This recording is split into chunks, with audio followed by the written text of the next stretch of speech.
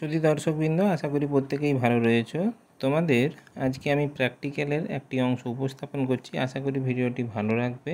ভালো লেগে থাকলে তাহলে ছোট্ট একটি লাইক করতে ভুলবে না, বন্ধুদেরকে শেয়ার করে জানিয়ে দিতে ভুলবে না, কারণ তোমাদের লাইক এবং সাবস্ক্রিপশান আমাকে তোমাদের সামনে নিত্য নতুন ভিডিও উপস্থাপন করতে সাহায্য করে। আজকে আমরা প্রদত্ত জলের নমুনায় দ্রবীভূত অক্সিজেনের পরিমাণ কিভাবে নির্ণয় করব, অর্থাৎ জলে অক্সিজেনের পরিমাণ ppm এককে কিভাবে নির্ণয় করব সে ব্যাপারেই আজকে আমরা জানব, যেটা তোমাদের 5 নম্বরের একটি প্র্যাকটিক্যালের অংশ। কিন্তু তাহলে মূল ব্যাপারটা সম্পূর্ণভাবে বোঝার চেষ্টা করবে। যদি কোনো মতামত থেকে থাকে কমেন্ট সেকশানে জানাতে ভুলবে না। তাহলে শুরু করা যাক। আজকে আমরা যেটা জানবো তার ব্যাপারে একটু বুঝে নেওয়ার চেষ্টা করি এবং সেই সম্পর্কিত কিছু তোমাদের অঙ্ক করতে হবে, সেটাও তোমাদেরকে বুঝে তারপরে তোমরা ল্যাবরেটরিতে করার চেষ্টা করবে। তাহলে কিন্তু তোমাদের সেই পদ্ধতি এবং তারপরে যে ফলাফল সেটা কিন্তু খুবই ফলপ্রদ হবে। আমাদের প্রথমেই তোমাদের নমুনা জল দেওয়া থাকবে, যে জলের তোমাদের অক্সিজেনের পরিমাপ নির্ণয় করতে হবে। সেই জল তোমাদেরকে 50 ml মাপুনি চং দ্বারা প্রথমে মেপে নিতে হবে। মেপে নেওয়ার পরে তাতে 1 ml MnSO4 দ্রবণ মেশাতে হবে। তারপর তাতে 1 ml ক্ষারীয় পটাশিয়াম আয়োডাইডের দ্রবণ মেশাতে হবে। এরপর দ্রবণটাকে নাড়াতে হবে। নাড়ানোর সঙ্গে সঙ্গে দ্রবণে হালকা করে অধক্ষেপ পড়া শুরু হবে এবং দ্রবণটি আরও ভালো করে নাড়ালে অধক্ষেপটা আরও ভালোভাবে পড়বে।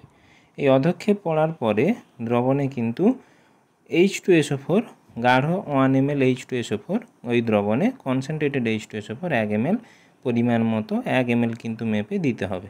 দেওয়ার পরে ওই যে বিকারে যেটাতে তুমি নিলে ওই বিকারে আবার 2 থেকে 3 ড্রপ স্টার্চের নির্দেশক বিশেষ ইন্ডিকেটর স্টার্চ ইন্ডিকেটর বলে তোমাদের দেওয়া থাকবে, সেটা ওতে মেশাতে হবে 2 থেকে 3 ড্রপ, কিন্তু বেশি দিবে না, বেশি দিতে গেলেই কিন্তু সমস্যা তৈরি হবে। এরপরে দ্রবণের রং কিন্তু তোমাদের হয়ে যাবে নীল বর্ণ ধারণ করবে। এরপরে ওই দ্রবণটিকে বিকারে নিয়ে সেই বিকারটিকে তোমাদের বুরেট একটা দেওয়া থাকবে, যে বুরেটটি আগে থেকে ভালো করে পরিষ্কার করে পরিশ্রুত জলে ধুয়ে নেবে। কারণ বুরেটে যদি কোনো অশুদ্ধি থেকে থাকে বা কোনো আলাদা পদার্থ লেগে থাকে তখন কিন্তু তোমাদের যে বুরেটের পার্ট সেই পার্ট কিন্তু ভুলভাল দেবে। তাহলে প্রথমে ওই বুরেটটাকে ভালো পরিষ্কার করে ধুয়ে নেওয়ার পরে তোমাদের দেওয়াই থাকবে 0.1 নর্মাল সোডিয়াম থায়োসালফেটের দ্রবণ বা সোডিয়াম থায়োসালফেটের দ্রবণ এবং তার নর্মালিটি তোমাদের দেওয়া থাকবে।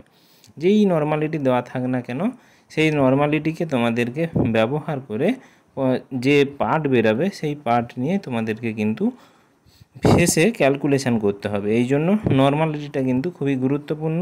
নর্মালিটিটা থায়োসালফেটের দেওয়া থাকবে বা যিনি থাকবেন তিনি প্র্যাকটিক্যাল রুমে তিনি বলে দেবেন। ওই থায়োসালফেটের যে শূন্য দাগ সেই শূন্য দাগ পর্যন্ত ভালোভাবে পূর্ণ করার পরে থায়োসালফেটটিকে বুরেটের স্ট্যান্ডের সঙ্গে আটকিয়ে এবারে বিকারে হালকা করে বিকারের বুরেটের নব ঘোরাতে হবে এবং হালকা করে এই বিকারের জলে বিকারের যে মিশ্রণ সেই মিশ্রণে হালকা হালকা করে এই থায়োসালফেটের দ্রবণ ফেলাতে হবে এবং বিকারটিকে নাড়াতে হবে। একটা অবস্থায় আসবে যেখানে এই নীল বর্ণের যে সলিউশান সেটা একেবারে বর্ণহীন হয়ে যাবে। কি হবে? বর্ণহীন হয়ে যাবে। বর্ণহীন হলেই তোমাদের কিন্তু ওই থায়োসালফেটের কর্কটি বন্ধ করে দিতে হবে। বন্ধ করে এর যে পার্ট সেই পার্ট পরপর 3 বার তোমাদেরকে নিতে হবে। সেই পরপর 3 বার পার্ট ধরে নাও, কোনোবারে এসেছে V1, কোনোবারে এসেছে V2, কোনোবারে এসেছে V3 বা প্রত্যেকটা পার্টই কারো ক্ষেত্রে সমান আসে। তাহলে তারপরে তার গড় নিতে হয়। সেই গড়টি একটা টেবিল থাকে, তোমরা অবশ্যই টেবিলটা প্র্যাকটিক্যাল খাতায় করেছো এবং টেবিলগুলো তোমাদের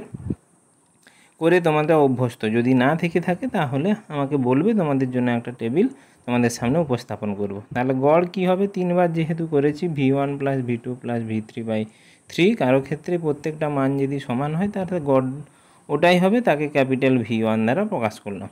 এই ক্যাপিটাল V1কে আমরা ক্যালকুলেশানের ক্ষেত্রে কাজে লাগাবো, কারণ আমাদের ক্যালকুলেশান করে অক্সিজেনের পরিমাণ আমাদেরকে বের করতে হবে। আমরা মূলত এখানে ওই MnSO4 H2SO4 এইসব দ্বারা যখন জলে মেশানো হয়েছে মূলত কিন্তু জল থেকে কতটা পরিমাণ আয়োডিন বেরাচ্ছে সেই আয়োডিনের পরিমাণটা থায়োসালফেট দ্বারা টাইট্রেশন করে সেটার পরিমাণ বের করছি। ওই আয়োডিনের পরিমাণের উপর নির্ভর করছে জলের অক্সিজেনের পরিমাণ কতটা রয়েছে। আমরা ধরে নিয়েছি যে থায়োসালফেটের পরিমাণ ওই 0.1 নর্মালের, সেটা হচ্ছে V1 গড়, এবং তার নর্মালিটি বা তার মাত্রা ছিল 0.1 নর্মাল। এর ক্ষেত্রে কিন্তু তোমাদের এই মানটা পরীক্ষার ক্ষেত্রে যে মানটা তোমাদেরকে প্রোভাইড করবে বা যে সলিউশনের মাত্রা দিবে এখানে কিন্তু সেই পরিমাণটা বসবে। এরপরে জলের আয়তন V2 50 ml, প্রত্যেক ক্ষেত্রেই তো জলের আয়তন 50 ml নিয়েছি। যদি কেউ আলাদা মান নাও তাহলে জলের মান কিন্তু এখানে পরিবর্তন হবে। জলে দ্রবীভূত অক্সিজেনের পরিমাণ H2, এইটা আমাদেরকে বের করতে হবে। তাহলে আমরা নর্মালিটি সূত্র থেকে জানি V1S1 সমান V2S2, সেখান থেকে V2 সমান V1S1/S2, যেখানে V1 মান বুলেট থেকে পাবো পাঠ, এবং এই বিশেষ নর্মালিটি 0.1 জায়গায় তোমাদের যে মান প্রোভাইড করবে সেটা বসাবে, ডিভাইডেড বাই 50 করলে সেটা একক নর্মালিটি এককে বাড়াবে। এই 1000 ml জলে দ্রবীভূত অক্সিজেনের পরিমাণ হচ্ছে যে নর্মালিটিতে বেরালো সেটা ইন্টু অক্সিজেনের তুল্যাঙ্ক ভার ইন্টু 1000।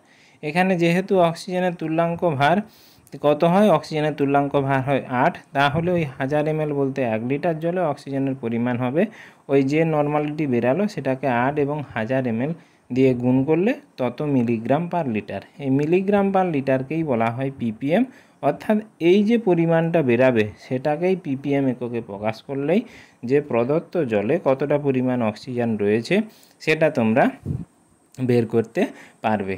আশা করি ভিডিওটি ভালো লেগেছে, তাহলে ছোট্ট একটি লাইক করতে ভুলবে না। আবার কোনো একদিন আবার কোনো এক সময় আবার ভিডিও নিয়ে হাজির হয়ে যাব। ততদিনের জন্য ধন্যবাদ, নমস্কার।